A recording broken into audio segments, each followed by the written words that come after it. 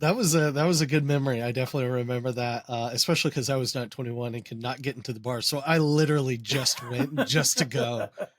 Like it wasn't even anything. Like there was nothing in it for Didn't you me. like have to wait in the car Yeah, while? I sat in the car.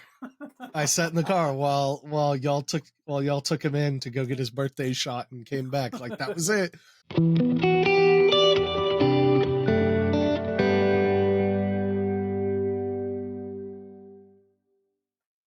Welcome to our podcast, Enjoy College on Purpose, where we help people make the most of college.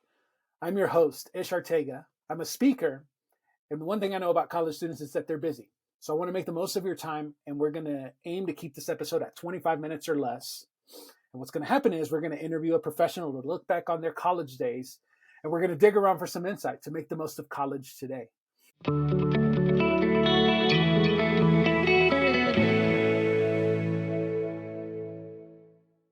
And so I'm really, really excited about today's guest. Brett Vance is coming on board to join us. And we'll talk a little bit more about his background, his story. But what I absolutely love about Brett is, number one, he is one of the smartest people that I know, literally knows a little about a lot. We just started talking about Roger Clemens, and he had a bunch of stuff to throw out there in regards to baseball, which I didn't even know that you were into baseball. But then the other thing Brett does really good, and literally, I'll throw him up there against anybody else in the world. No one brings people together like Brett. Literally, any background, any creed, belief, whatever makes up a different group of people, like he will find a way to bring different groups of people together and share space and interact. And it takes somebody really awesome with great cohesion to be able to pull that off. And so, Brett, thanks for joining us, man. How are you doing today? I'm doing really well, especially after that lovely intro. Makes me feel good, but I'm doing very well. Dude, you're an amazing person. You definitely have a lot to feel good about, and we've got a lot to feel good about that you'd agreed to join us on this podcast and participate in this and help some college students try and make the most of their circumstances in their life and their college journey. So let's get to know you a little bit, Brett. Right out of the gate, I'd love if you could take a quick minute and just provide some context. What do you do now? What does life look like for Brett right now, professionally, personally? If you want to jump into that space, just help us know you a little bit. Yeah, there's a lot going on. Uh, Professionally, I'm in marketing. I've been in marketing shortly after graduating college, and have done a ton of different industries. I've worked in higher ed. I was a marketing director for a college. I went from there to a fitness and wellness clinic. From there, I went to the entertainment industry. Now I've been in direct to consumer goods. So my last position was selling luxury bed sheets as a growth marketer specifically.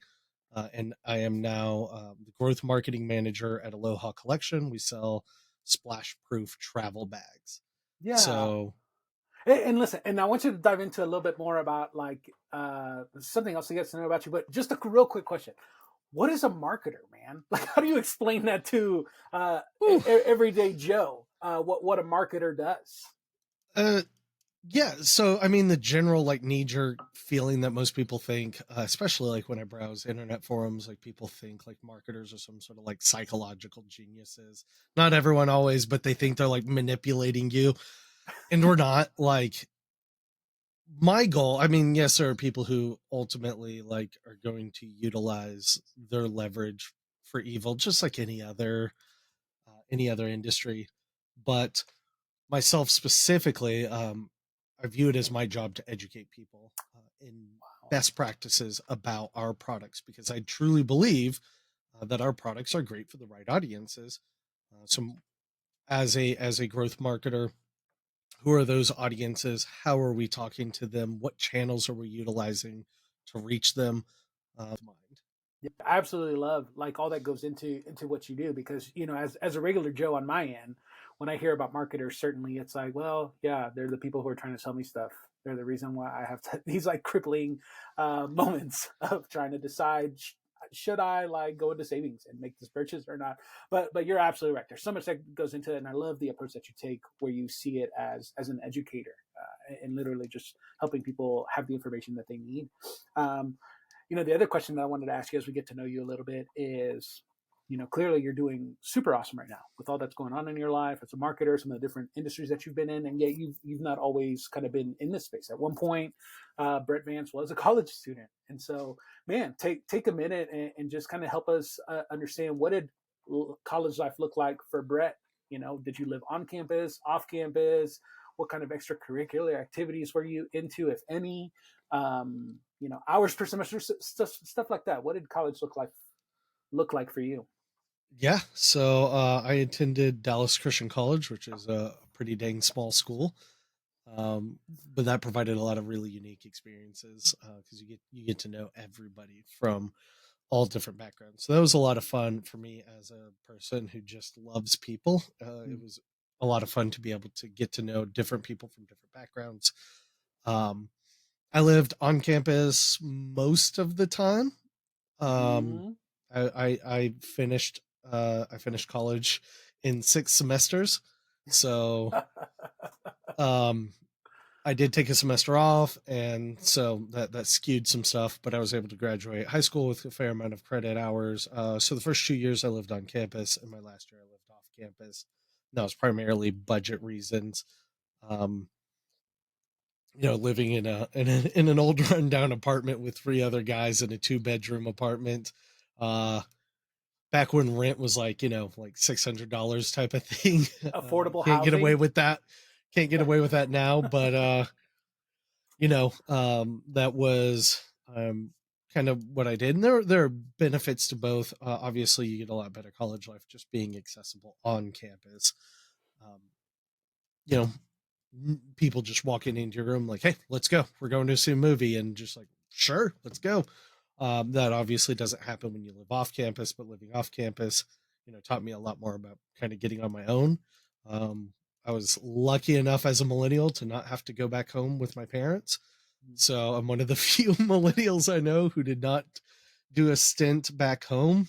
Um, so I learned a lot about kind of living on my own while in college with a safe space while having a handful of people around and being able to navigate that well.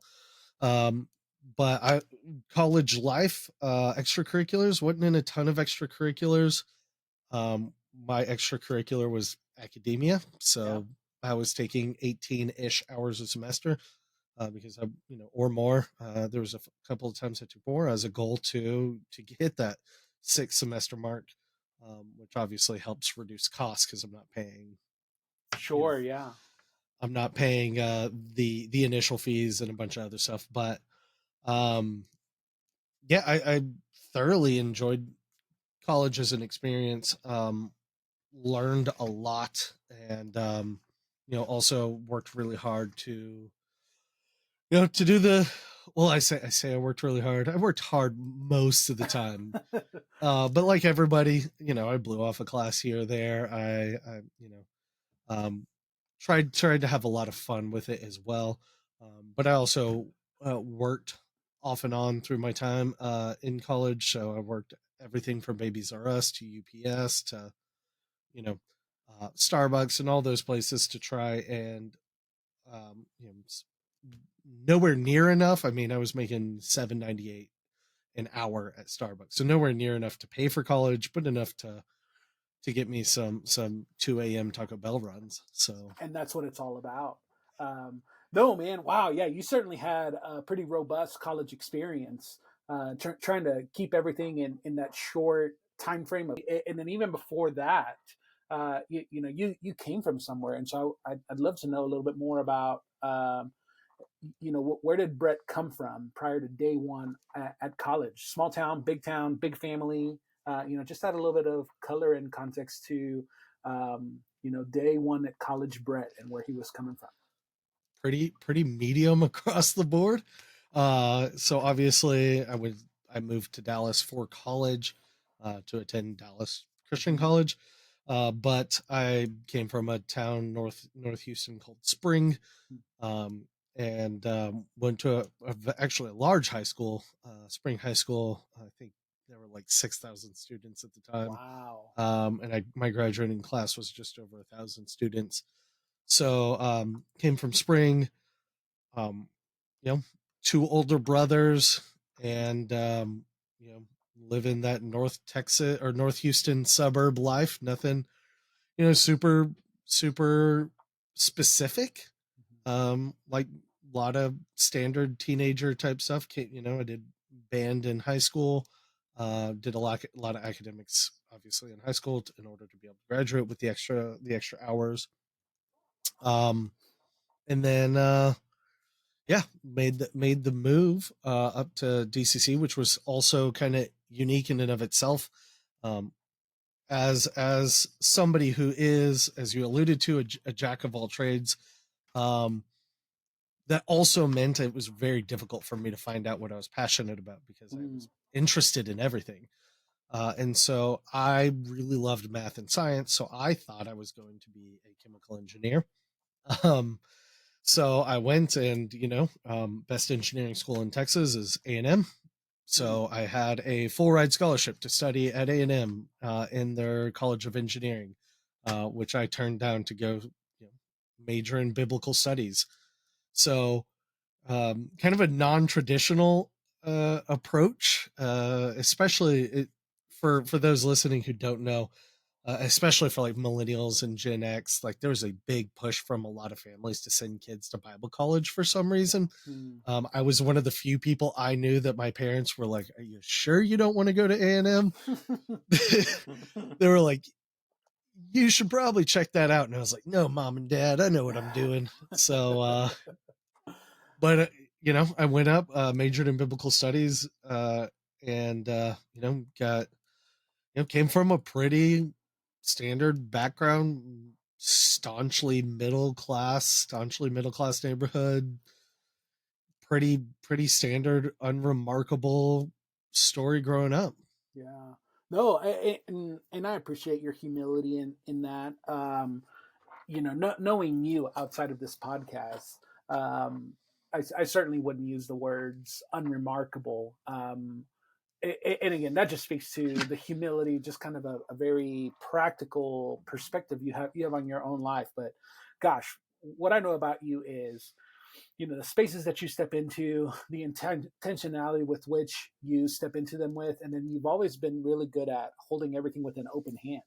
Certainly you're very good at math and science, and yet your life and identity wasn't wrapped around that. You went and pursued biblical studies, and yet now as a professional marketer, like you didn't hold that like, oh, everything rides on this degree and I have to make it work. Like, gosh, you've just always been so good at stepping into spaces, excelling, but then being just willing to step into, what's next, what's the best next step for me and for those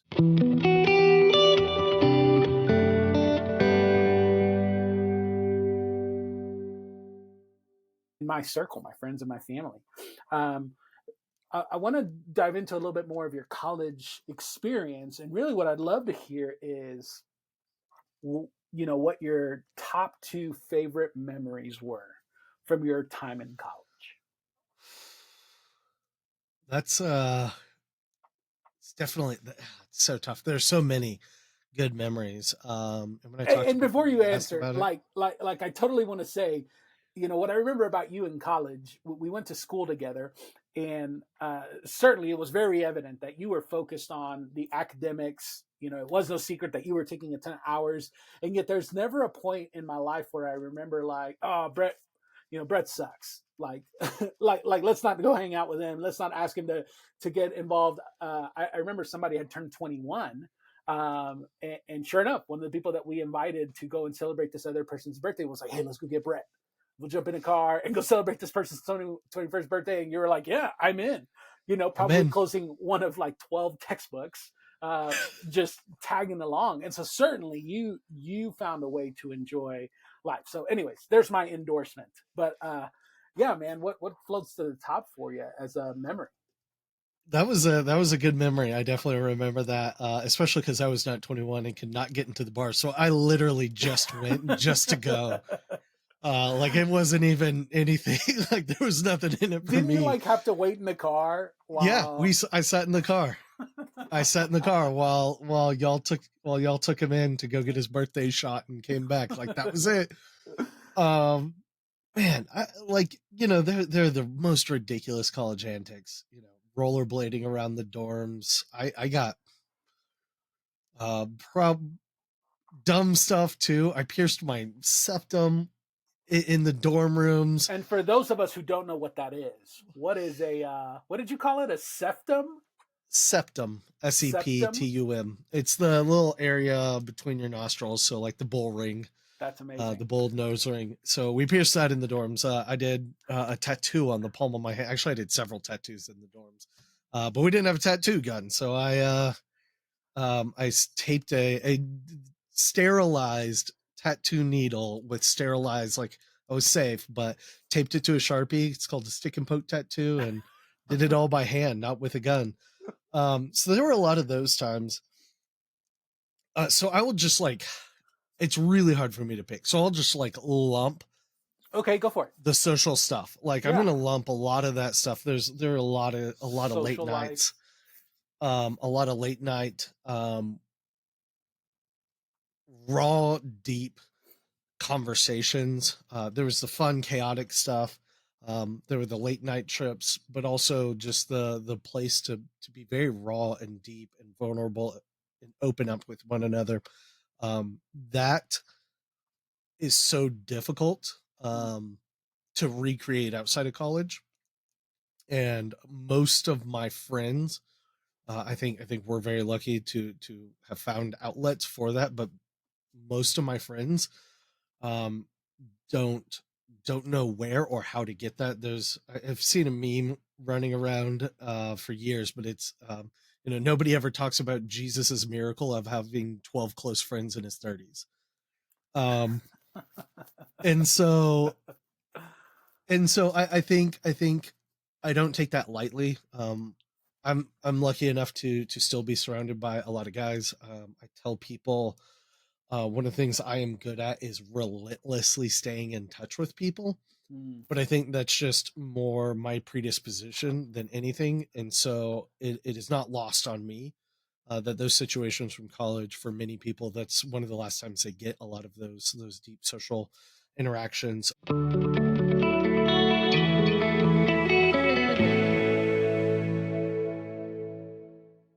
If you don't mind, I kind of want to jump in here a little bit because I'd love to pick your brain. My big endorsement was no one brings people together the way Brett Vance does, and even here the way you're describing your willingness to say yes, interact with people, and how that's played a role in you maintaining these connections and friendships years later since you've graduated college. Like, um, when you've got a college student today listening to this idea of like, man, how do I position myself? What can I consider or do, uh, to help myself protect these connections, these relationships? What floats to the top as some insight or advice for you around that idea specifically? Yeah, there are a handful of things. One, as I think about people, I text them. I have another friend whose rule of thumb is if he's thought about someone Hmm. 3 times in recent memory, his rule is he has to call them. Okay, Um, wow. and so I do something similar. If I think about someone and it's just like, what, you get that, I should text that person. And then we're like, it feels kind of awkward. I just, honestly, I don't care because I know how it feels when people reach out to me to just check it. Hey man, thinking about you, just wanted to touch base. How you doing? That makes me feel really good. But when I talk to people, like, yeah, I just don't do that because I'm nervous that I'm going to be bothering them. Um, and so part of it is just like, it's not that I don't care. I don't care insofar as I don't let that keep me from reaching out to someone. If they don't respond or if they just continually don't respond, I slowly let that, I don't let that relationship die off, but I just, don't follow up as frequently. What about Simul, let me put another scenario out your way. What think about like the student at freshman orientation or at new student Mhm. orientation? What's something that they could think about or consider uh, on at orientation itself? To position Sure. themselves and maybe make a connection for the first time. Yeah. So I think we could learn a lot from kids. From Yeah. kids, like Hmm. when you're on the playground, it was like we're the same age. You're 4, I'm 4. Like that's all that matters. Um, Ish, I know you're a big Marvel fan. Like, if somebody meet someone that's a Marvel fan, be like, "Oh man, you're a Marvel fan." See if you can gauge their interest level and try to match that. Mm-hmm, mm-hmm. Common ground interest. That's always a great conversation. People love talking about themselves, and they love feeling heard. Um, and people who talk more find you more interesting. Been a bunch of psychological studies about this, but whenever you ask someone questions and they are doing more of the talking, they actually find you more interesting. And so engaging with people, asking them lots of questions on things that they are interested in, as opposed to just sharing specifically about yourself, giving them that opportunity.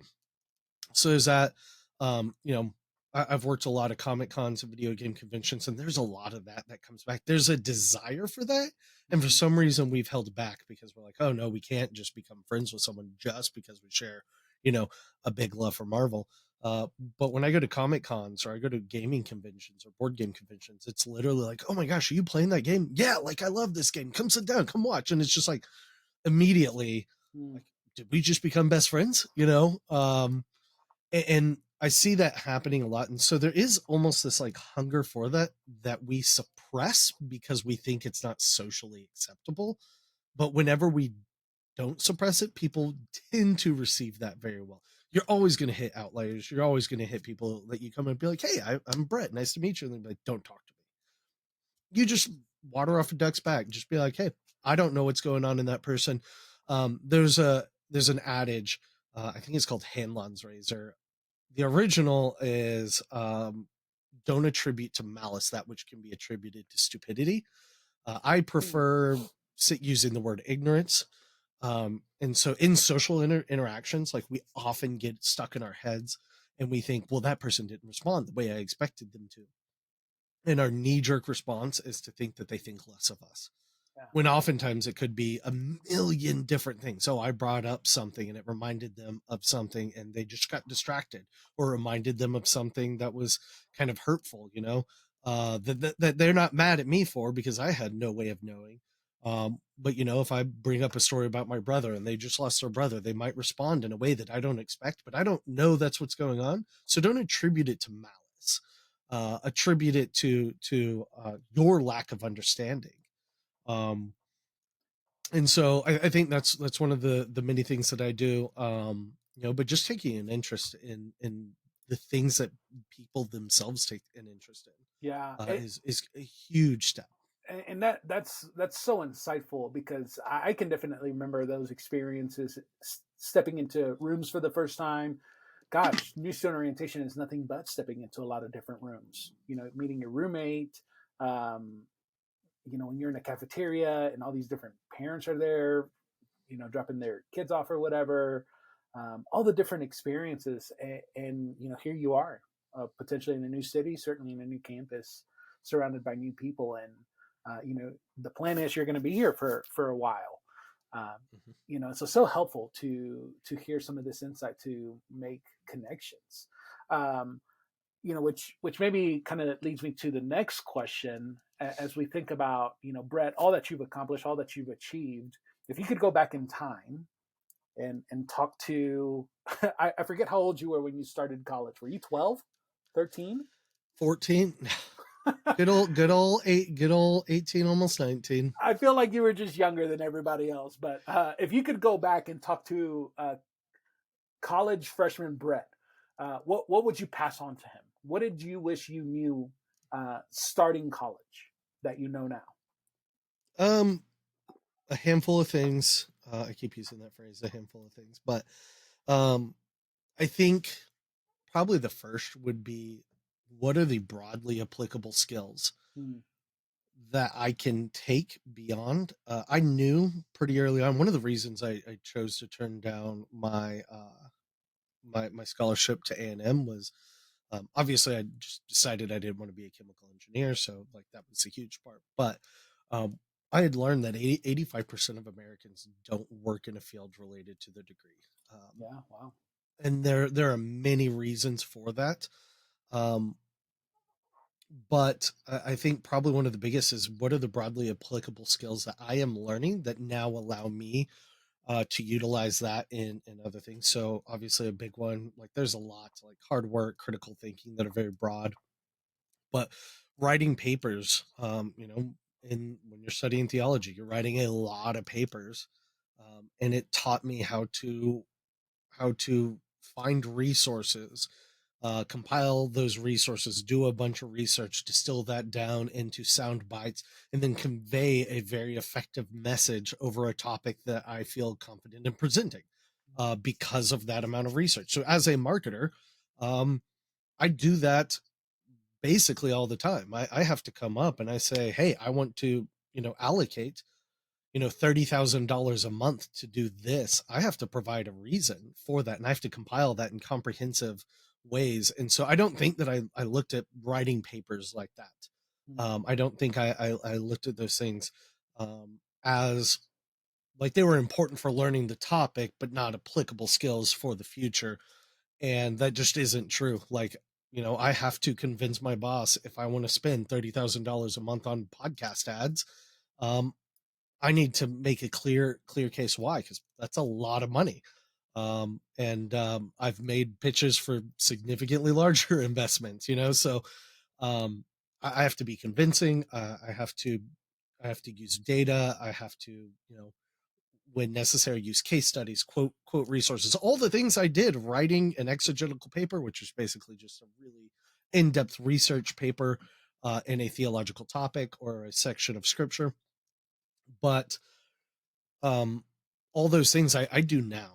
And so probably that's one of the first things that I wish I knew, especially going into Bible college, because I wasn't convinced I was going to end up working in churches, which I didn't. I did during a time, while in school. I interned, I preached, I did a handful of things, but um, I didn't take a single church job after leaving college with a degree in Bible. So um, I think that there are a lot of things that I would have um, would have paid closer attention to.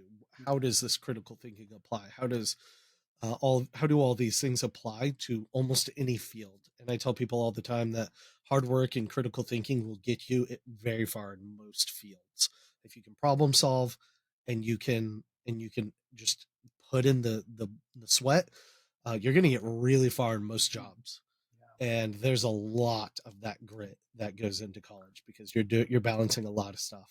Yeah, and what I absolutely love about that is one big demographic in the college space is the student who feels like, man, here I am, 18 years old, and I'm choosing a degree path that I feel like I'm stuck with for the rest of my life. And it can feel almost overwhelming. Certainly, there's a lot of pressure in like, I have to get this right. And yet, what I hear you saying is that, that's not the end of the road. Whatever Mhm. career path you're in right now, whatever college degree path you're in right now, there's certainly, you said, broadly applicable skills. I love that. Transferable skills, um, certainly some soft skills in there that can be helpful in some Mhm. other spaces. And so, what would it look like to pay attention to that? So, I absolutely love that, Brett. As we wrap this up, anybody who's listening to this podcast and would like to connect with you, what would be the best way for someone to connect with you and reach out to you? I'm all over the place. Most socials, Brett A. Vance, Instagram, Threads, Twitter. Pick your poison. Brett A. Vance is going to be two T's in Brett, the proper way of spelling. Like Brett Favre, less money. Um, There's another sports reference for you Another guys. sports reference. That's awesome, Um, man. Go and you ahead. can find me at most of those places. Yeah. Well, definitely reach out, connect with Brett. As I said earlier, one of the smartest people, really good at bringing people together. And so certainly would be good for you to connect. Brett, thank you so much for joining us today. Really appreciate your time. And to anybody listening to this, thank you so much for listening to Enjoy College on Purpose. If the podcast was helpful for you, would you please leave a rating and comment for the podcast? This is actually really, really helpful as we seek to help other people with this topic of enjoying college on purpose. So thanks again for joining us, and we'll see you next time. Cheers.